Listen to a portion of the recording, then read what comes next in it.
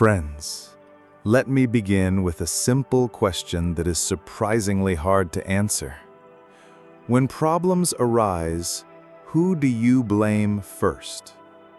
Some blame their parents, some blame colleagues, some blame their partner, their boss, or even fate itself, asking why life has to be so hard. We often believe that our suffering is caused entirely by someone else's actions or external circumstances. We end up spending a lot of emotional energy pointing the finger at others.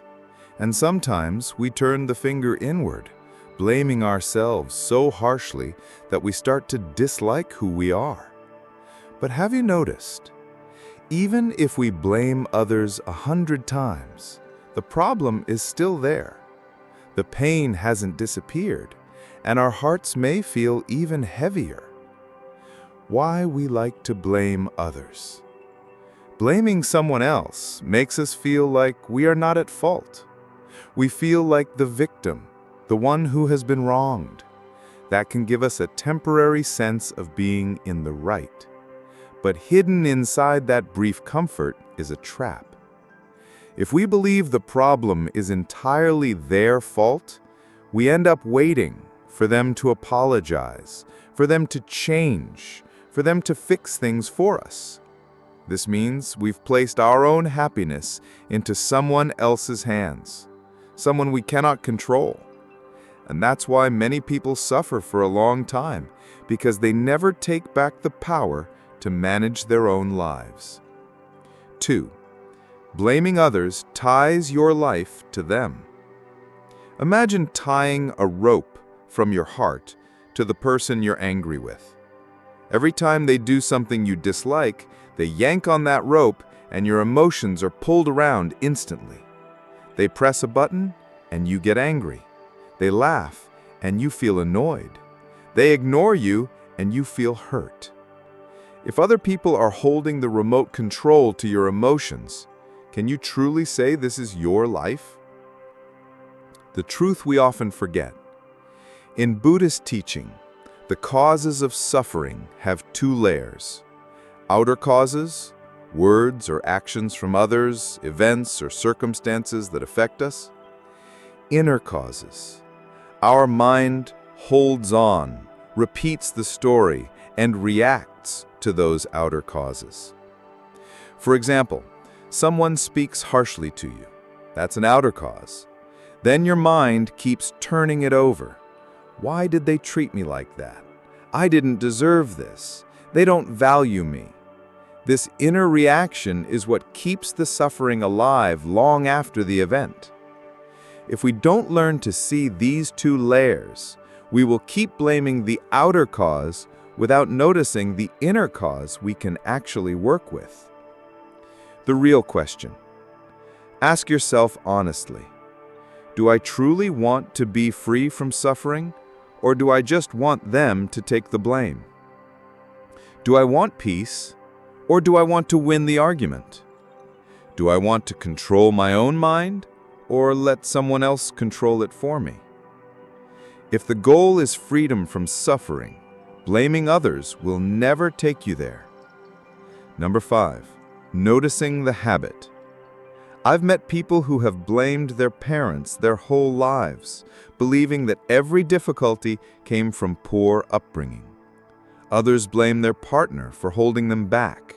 Others blame colleagues, society, or the government, everyone except their own mind. And every time we blame others, we feel powerless, because if they don't change, we can't be free. That's putting our future in the hands of someone we may not even like. 6. The power of stopping blame. Not blaming doesn't mean accepting harmful behavior without protecting yourself. It means taking back your inner power. When you stop blaming, you start asking, what can I do now so I don't keep suffering? Instead of waiting for someone else to make you feel better. So, how do we stop blaming? Number 1, accept reality as it is. The Buddha taught that the first step when facing suffering is to acknowledge it. Notice, I am hurt. I am upset. I am angry. This is the result of causes and conditions, not divine punishment, not a curse. Both outer and inner causes play a role. When we accept the truth that they are who they are, I am who I am, we stop expecting them to change just so we can feel okay. This is the beginning of inner freedom. Number 2, separate outer from inner causes. Outer causes, actions, words, or events beyond our full control. Inner causes are interpretations, our mental replay, our attachment to how things should be. We control the inner causes completely. By changing perspective, practicing forgiveness, and letting go, we remove the root that keeps suffering alive. Number 3, take ownership of the problem. If your roof leaks, blaming the rain won't fix it. You recognize it's your house, so you repair it. Life is your house. Suffering is the leak, and only you can fix it from the inside. Number 4, practical steps to break the blame habit. Pause as soon as you notice blame arising in your mind. Ask, what can I do next? This shifts you from victim mode to responsible mode. See difficult people as teachers, revealing parts of your mind that still need strength. Forgive not because they deserve it, but because you deserve peace. Forgiveness releases the chain you've tied around your own heart. Number 7, can letting go of blame free us instantly? Yes, though that doesn't mean all pain vanishes in a moment. The outer pain may remain, loss, disappointment, or a problem to solve. But you stop adding extra suffering through anger, hatred, or resentment. And that makes your heart lighter right away. Number 8, the results of letting go of blame.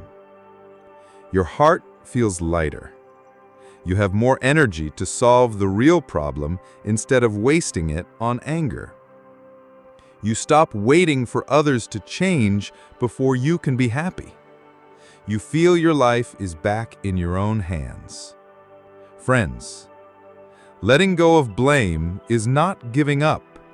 It's choosing a wiser path out of the cycle of suffering. When you take your happiness back into your own hands, suffering can no longer control you. Each time you stop blaming, you loosen the chain binding your heart to pain. And this path can truly lead to freedom.